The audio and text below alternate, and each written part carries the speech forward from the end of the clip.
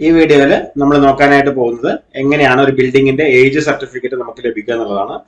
Ownership certificate ഒക്കെ പോലെ തന്നെ ഇൻസ്റ്റന്റ് ആയിട്ട് ലഭിക്കുന്ന മറ്റൊരു സർട്ടിഫിക്കറ്റ് ആണ് building age certificate. Panchayat, municipality, corporation ഒക്കെ നമുക്ക് ഒരൊറ്റ സൈറ്റ് വഴിയാണ് അപേക്ഷ കൊടുക്കുക. ഫീ പേയ്മെന്റോ കാര്യങ്ങളോ ഒന്നുമില്ല, ഇൻസ്റ്റന്റ് ആയിട്ട് തന്നെ നമുക്ക് ലഭിക്കുന്നതാണ്. അതിനായിട്ട് നമ്മൾ ചെയ്യേണ്ടത് LSTയുടെ സൈറ്റിലോട്ട് വന്നതിന് ശേഷം ഇവിടെ ആദ്യം തന്നെ ജില്ല സെലക്ട് ചെയ്ത് കൊടുക്കുക. ഗ്രാമപഞ്ചായത്താണെങ്കിൽ ഗ്രാമപഞ്ചായത്ത് സെലക്ട് ചെയ്ത് സെർച്ച് ഭാഗത്ത് ക്ലിക്ക് ചെയ്യും.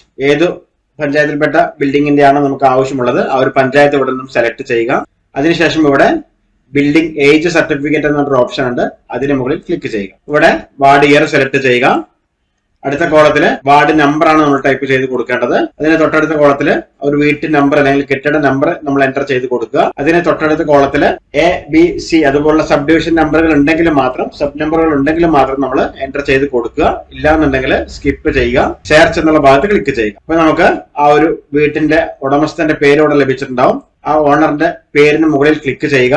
ഇവിടെ ഏജ് സർട്ടിഫിക്കറ്റ് എന്ന ഓപ്ഷൻ നമുക്ക് വന്നിട്ടുണ്ടാവും, അതിന് മുകളിൽ ക്ലിക്ക് ചെയ്യുക. എന്താണ് ആവശ്യം എന്നുള്ളത് ഇവിടെ നമ്മൾ സെലക്ട് ചെയ്ത് കൊടുക്കുക. ഇവിടെ ഒരുപാട് ഓപ്ഷനുകൾ ഉണ്ടാവും. നമുക്ക് ഇതിനകത്ത് ഏതാണോ പർപ്പസ് ആവശ്യമുള്ളത് ആ പർപ്പസ് ഏതാണോ അത് കൃത്യമായിട്ട് ഇവിടെ സെലക്ട് ചെയ്ത് സബ്മിറ്റ് എന്നുള്ള ഭാഗത്ത് ക്ലിക്ക് ചെയ്യും. അപ്പൊ നമുക്ക് അതിന്റെ ഏജ് സർട്ടിഫിക്കറ്റ് റെഡി ആയിട്ടുണ്ട്. ഇത് ഇവിടെ നിന്ന് നമ്മൾ കസ്റ്റമർക്ക് പ്രിന്റ് അടിച്ച് കൊടുക്കാവുന്നതാണ്. നമ്മുടെ പ്രിന്റർ ചൂസ് ചെയ്ത് നമുക്ക് കസ്റ്റമർക്ക് പ്രിന്റ് അടിച്ച് കൊടുക്കാവുന്നതാണ്. ഈ ഒരു രീതിയിലാണ് നമ്മൾ ഒരു ബിൽഡിങ്ങിന്റെ ഏജ് സർട്ടിഫിക്കറ്റ് എടുക്കുന്നത്. പ്രത്യേകിച്ച് പേയ്മെന്റോ കാര്യങ്ങളോ ഒന്നും ഇതിനകത്ത് ചെയ്യാനില്ല എന്നുള്ള കാര്യം പ്രത്യേകം ഓർമ്മിക്കുക.